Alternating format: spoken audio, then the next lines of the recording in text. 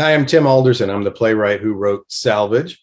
Uh, if you'd like to learn more, listen to this interview.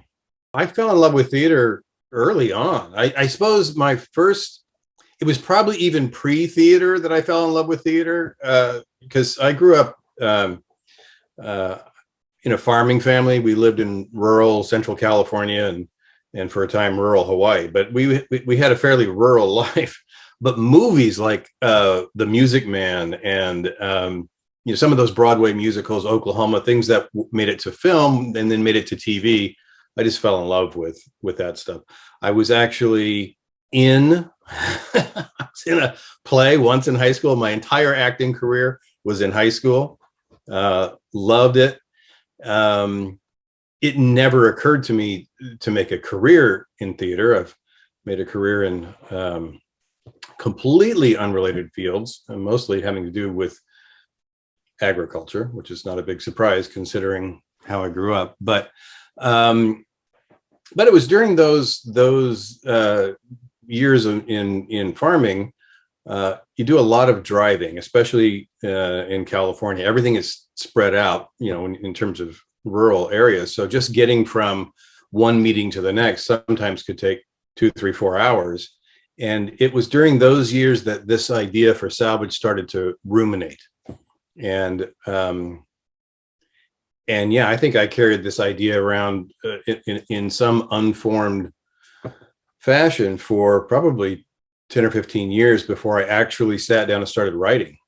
And when I started writing, I didn't have an end goal in mind. I didn't have some intent of, I'm going to make it in show business. It wasn't anything like that. It was just time to write. It really is. A lot of the characters in the show really kind of embody a lot of the voices in my own head. So it was a chance to get it out, form them into different characters, let them have conversations with each other. And at some point it looked like a play. So we just took it one step at a time from there. Theater is truly unique. It's sort of like some other things, but it's not like other things at all, right? So it's not like film, because film is very precise. You can capture a moment, you edit it, and it's done, and it's the same every time. Live theater is much more like the ancient tradition of storytelling, right? It's like actual human beings standing in front of other actual human beings. And for me, there's something about that immediacy, that human connection, that really allows for the possibility of connecting with the story in ways that, for me, aren't quite as there when there's this window between us. Film is like a window, I think, and theater, when it's really happening, I think it's kind of like what people experience in church. It can be that kind of life-changing. It's the opportunity for insights and emotion, and it can be really, really powerful and life-changing if it's the right material on the right night. Or at a minimum, it can just be a fun escape from whatever was on the other side of that theater door. I think it's really, for me, it's really life-sustaining. And like I said, in good moments, it can be life-changing, life-altering. I fell in love with music very early on. So I grew up in the 60s. I was a kid in the 60s. I was a teenager in the 70s. And growing up, I shared a room with my older brother, who was 5 years older than me. And obviously, there was so much great music swimming around, and he brought stuff home. And that was my first connection to cool music, was the stuff that my brother brought home. I remember he was very much into the Doors, so that was very influential to me. And of course, Jim Morrison was a great songwriter and a great performer, and so that was very influential. I remember the first record that I bought with my own money was the single of Johnny Cash's "A Boy Named Sue." And, like I said, I grew up in rural California. So my influences were country music and and rock and roll that was all happening at the same time. And there was a lot of, I mean, we think in segments now, but there was a lot of crossover between traditional country music and, hippie music. Grateful Dead was very much, if you think about it, a California country band. I mean, of course, they took it all to this psychedelic direction, but a lot of things were happening at the same time in the same space. You had from the San Joaquin Valley, you had Merle Haggard, Buck Owens, those kind of guys, the Bakersfield sound, and most of them recorded in Hollywood. And then you had like the surf guys, and it occurred to me that what we know as the Bakersfield sound or the California country sound was really based around the Fender Telecaster guitar. And so was the surf music that was coming out of, Huntington Beach and places like that. So it was an interesting time, and a lot of that stuff formed me. All of those things, and I was just into all of it, didn't really see the distinctions. I remember I was really into Jerry Reed at the time, and the Rolling Stones. It's weird. I didn't really discover the Beatles until after the fact, really until the 70s. I just fell in love with music early on. Yeah, I think the unique thing about country music, at least where it comes from, is, it comes from the country people, and from a very storytelling tradition. And so the music is deceptively simple. I'm talking about traditional country music. It's evolved, of course. That genre has evolved quite a bit. Most people are urban now, so country music still, at this point, feels more urban than country. But traditional country music is really of, by, and for people who live in the country, who by nature of that are generally fairly hardworking people, usually working in agriculture or, things like oil fields and stuff like that. And I say it's deceptively simple. One of my favorite songwriters of all time is Hank Williams. And to a modern urban ear, it's easy for people to kind of dismiss Hank because it sounds, like I say, deceptively simple. It can, and sometimes that twangy sound, the Southern accent can leave people with the impression that it's kind of hokey. But Hank was kind of, to me, like Ernest Hemingway, in the sense that the ability to use very few words to carry a tremendous amount of weight. So, and Hank's songs were just stunningly beautiful in their simplicity, and exactly that thing, that each word carries so much weight that you just, a 2.5, 3 minute song, it kind of takes the wind out of you, if you, or at least me. That's my experience with it. And it does tend to be much more sort of direct. It's about what it's about. It's not as much engaging allegory and metaphor and some of the kind of songwriting that we started to see in the 60s with Bob Dylan and the Beatles and Paul Simon and those kind of things, which I also love dearly. I love the complexity of those things. But yeah, the sort of simple storytelling that just gets right at the heart. One of my other favorite songwriters, a current songwriter, Mary Gauthier, she said in an interview one time recently, and it really struck me. She said that, because I think the interviewer asked her, do you start with your audience in mind when you start writing songs? And she said, oh God, no. She said, you have to start with the deeply personal. And then if you can get to the deeply, deeply personal, you just might touch the universal. I thought, man, that's the goal for any of us who are writing in any form or fashion. And her songs are like that. So I think that's what resonates with me in terms of country music. Salvage premiered in November of 2019, and we ran, right up until the pandemic. And it was an idea that I carried around for a long time, and it really did feel at a certain point like it was something that had to be appeased. And I choose that word intentionally because it just felt like this imperative. It really started in my head as it's probably just a way of wrangling the voices in my own head. But so so one of those voices became this one character, and another voice became another character. And so then it just started with me writing. I imagined this situation of, two guys in a bar. The only thing they have in common is they're both songwriters, but they have a lot not in common. And it just started with a conversation between those two. And then one day another character showed up. And so now he's in the conversation, and another character showed up, and now she's in the conversation. And so before I attempted writing, I remember hearing writers, primarily songwriters, talk about how they don't know where the song came from. It just showed up. I read an interview not long ago with Bob Dylan after he got the Nobel Prize. How did you come up with all those songs? He said, I have no idea. I don't even know who the guy was who wrote those songs.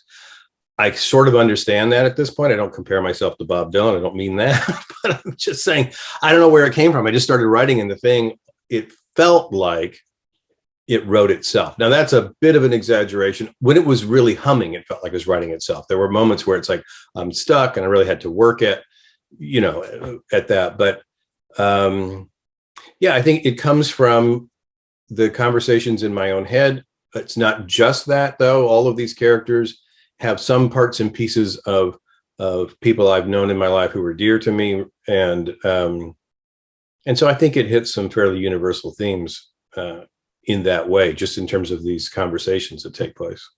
It centers around a young character named Harley, who is a very talented singer-songwriter whose career trajectory really hasn't matched the level of his talent. And he's at a point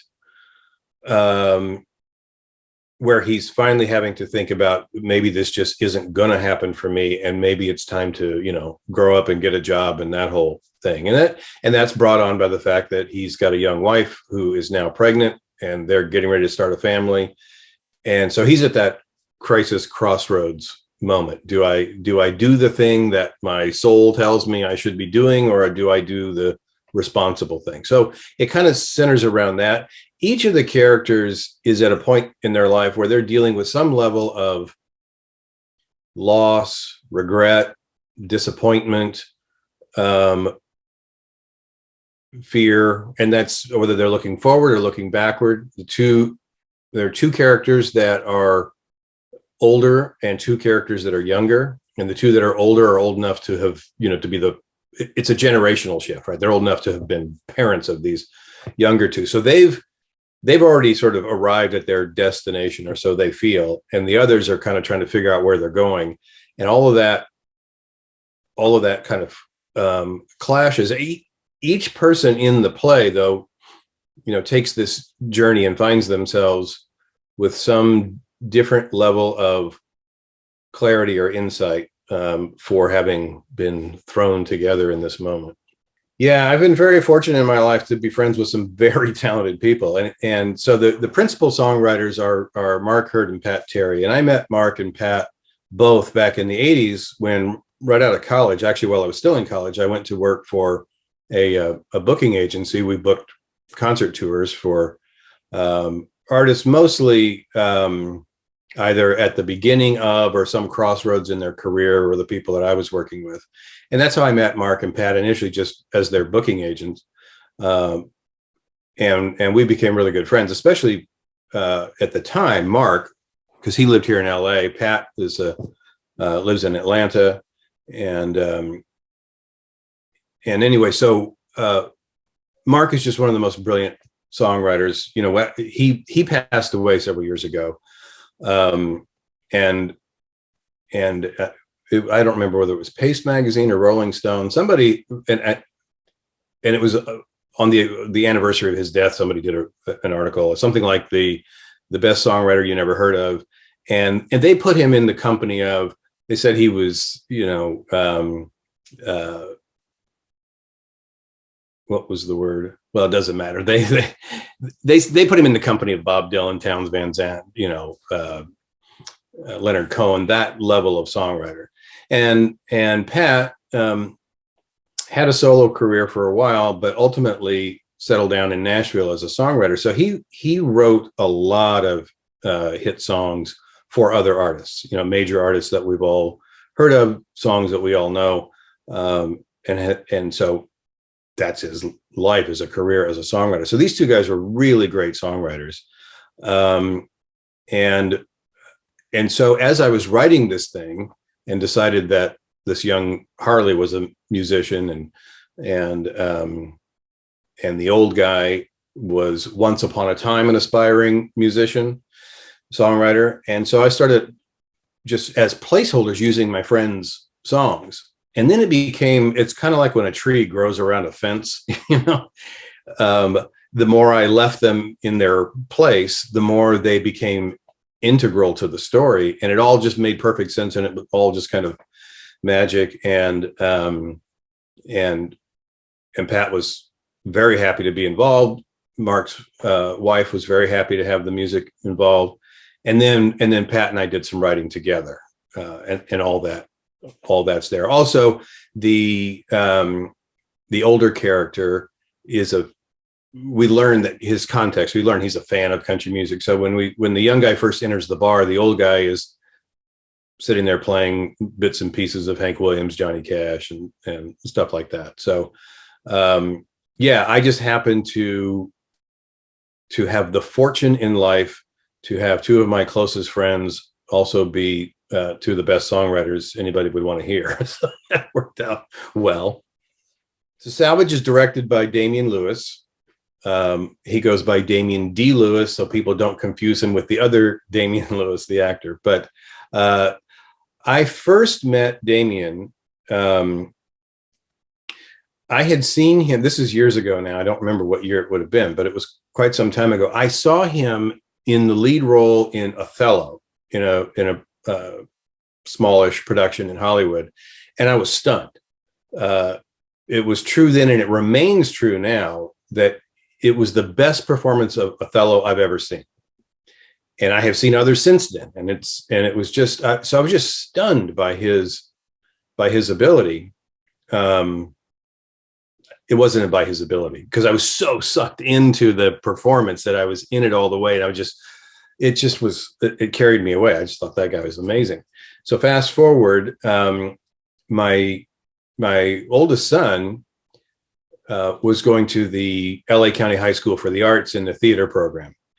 And at the time, Damian was teaching in that program, which I felt very privileged to have, my son under his tutelage.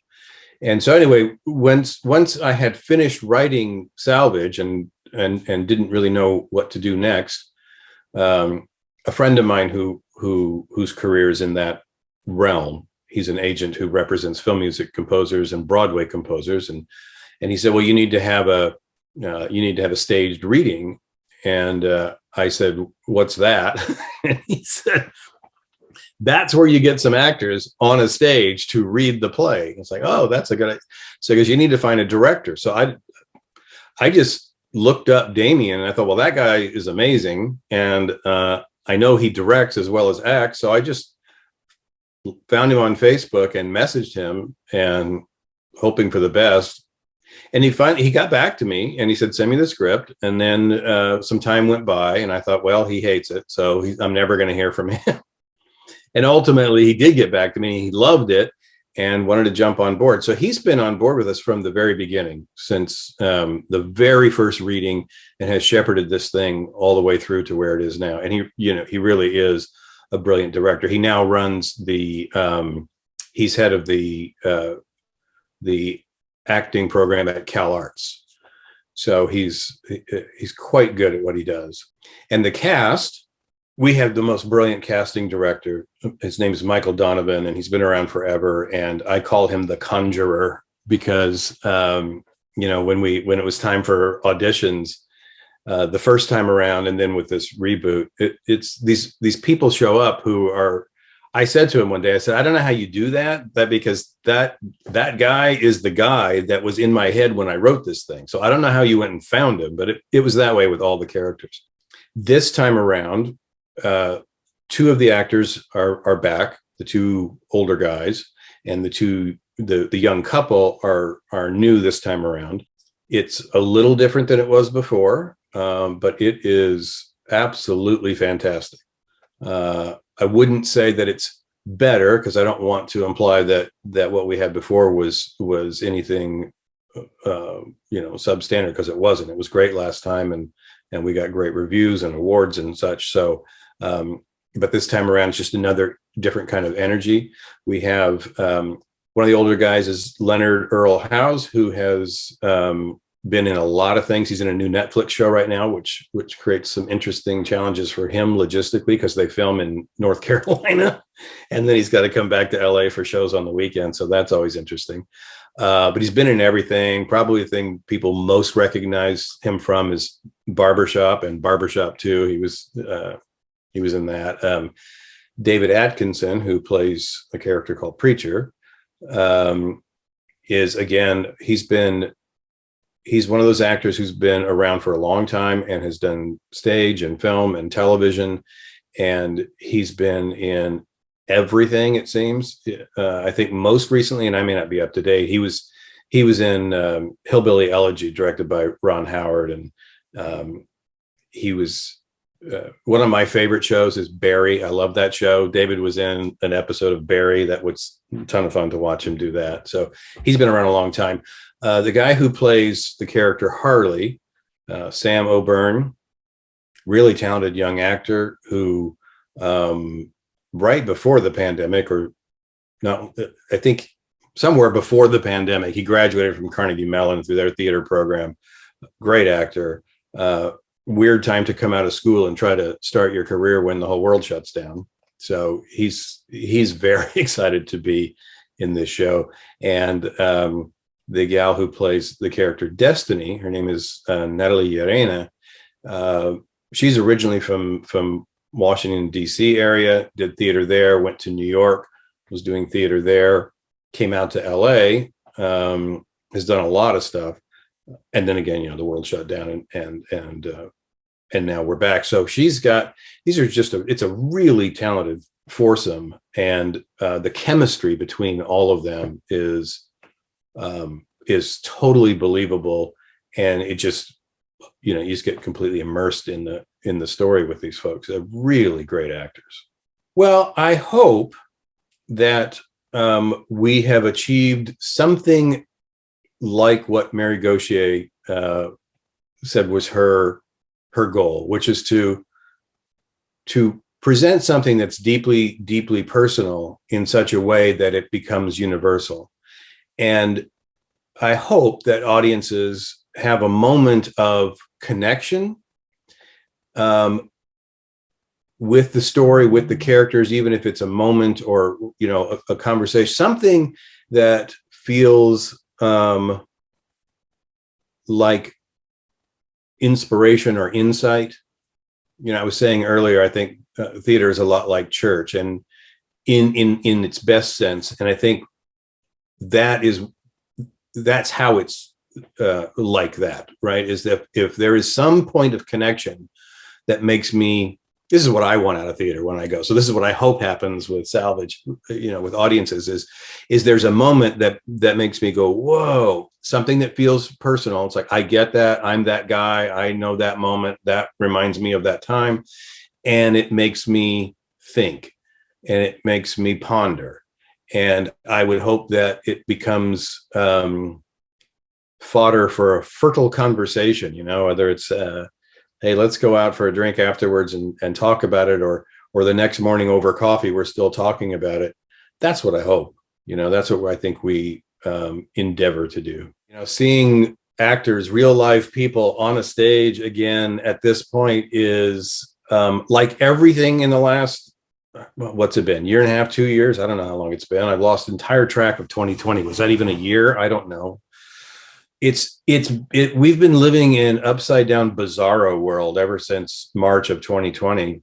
And it's weird because you would think coming back would just feel like getting back to normal, but it just feels like another episode of bizarro world. It's like, because at least I've gotten so used to just not being around people, and when I'm around people, everybody's got a mask on and we're, keeping our distance. And so it's felt very isolating, I think, to all of us. And now it feels, being in the theater, it feels weird. and it almost feels like we're doing something, we're breaking the rules or something, even though we are so careful with this production. You know, we are following all the city, county, union guidelines for safety. Everybody on the show is vaccinated.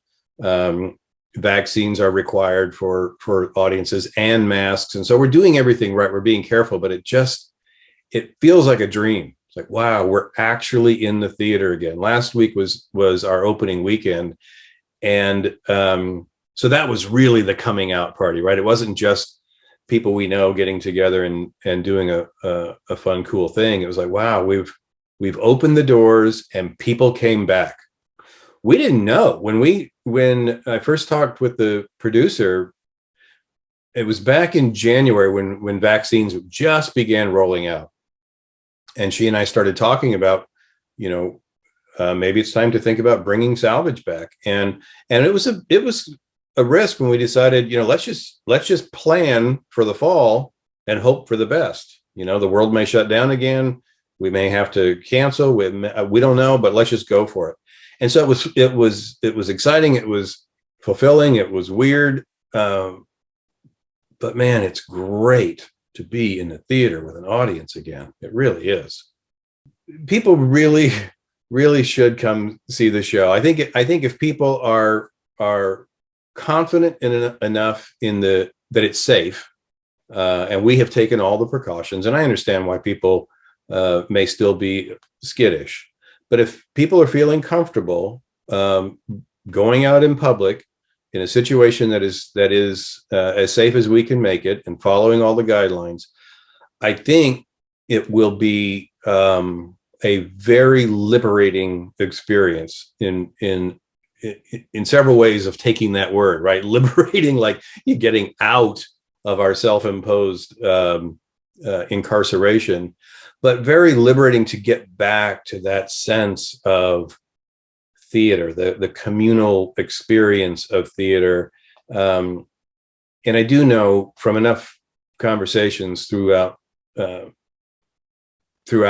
life of Salvage that people do find it inspirational, and the music really is it's people. This you always hear this. You'll laugh, you'll cry, you'll leave the theater singing. But that is what happens, and the songs really are kind of earworms, and so people leave humming the songs, and so it just, in this moment in time, the opportunity to get out and see live theater, I would say take the opportunity. It really is. It's I think it's even more impactful now when we've been without it for so long, than when there's been such a drought. So based on opening weekend, I think I can say you'll have a great time. Come on down. Small theaters, intimate theater. There's a lot of different ways to describe it. But these local theater companies, theaters are extremely important to theater, to audiences on a number of levels. First of all, I don't know if people know this, but we have had, and I don't know to what extent the pandemic took its toll, because it did. It wiped out some smaller theaters, but we have a bigger and more vibrant small theater scene than any place else in the country, including New York. It is important in terms of those of us who love theater. It creates the opportunity to see so many kinds of things that you would not otherwise see if they had to be on a grand scale. And a lot of these things develop and go on to be, go on to Broadway and that sort of thing. But lots of stories can be told in these small venues that just aren't appropriate for the bigger scene. So a lot of great work is able to be produced. It's great, I think, for the creative community, for actors to be able to act and to do so in ways that can really stretch them. a lot of actors in LA are film and television actors, but I think most everybody started on the stage, and so the opportunity to get back to the stage and do that sort of thing, it really allows them to stretch, which then as an audience allows us to see some amazing performances, and to see it in an intimate setting is so human. It's different. I love Broadway. I love going to the big shows, but I always feel like an audience member that is separate and distinct from that thing that's happening up there on the stage. When you're in intimate theater, 99 seats or less, there's not that separation. When you come to see Salvage, it takes place, the whole show takes place in this bar. You feel like you're in the bar. So there's a kind of magic that can happen on a small scale that just simply isn't possible on a large scale. That's a different kind of magic, and certainly love that. But small theater is just got that whole other layer to it. And it's really important for audiences to come out and support intimate theater, because it is, for the people producing it, for the actors, for everybody involved, it is a labor of love. There's no money in intimate theater, but we need it. It needs to be supported. So I think anybody who loves theater ought to come out for two reasons. One, because it's going to be, whatever we're talking about, whether it's Salvage or whatever else is available to see, coming out and supporting it, coming out for the opportunity for that intimate, urgent kind of experience. And then also just literally for supporting, just kind of being part of the community, part of the team, supporting intimate theater so that it can continue, so that it's there for all of us. So take one for the team and come see a great show. Yeah, I'm Tim Alderson. I'm the playwright who wrote Salvage. It's on stage now at the Hudson Theater in Hollywood on Santa Monica Boulevard. I do know that audiences have responded very well to this show. The people who have come have loved it.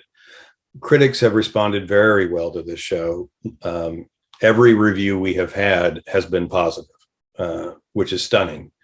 And we've won awards and whatnot. So I think I can be confident in saying that people are going to enjoy it. So you can get tickets at onstage411.com/salvage. And we can't wait to see you. Come on out. Thanks.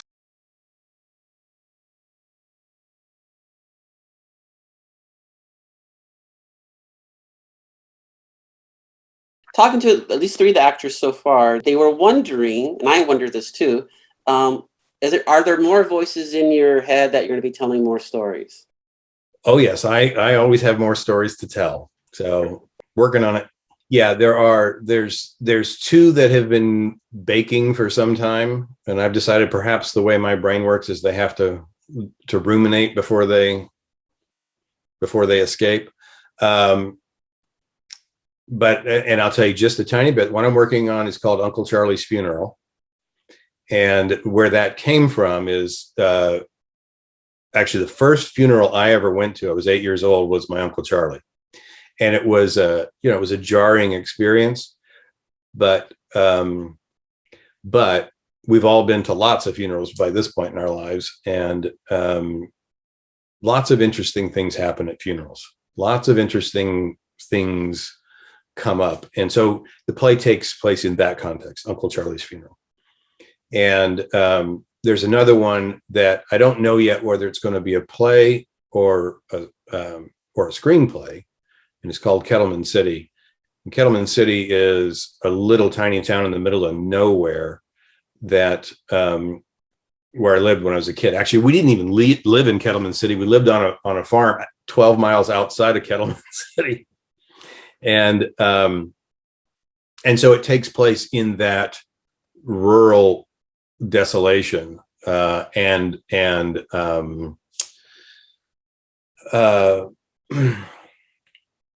that kind of isolation,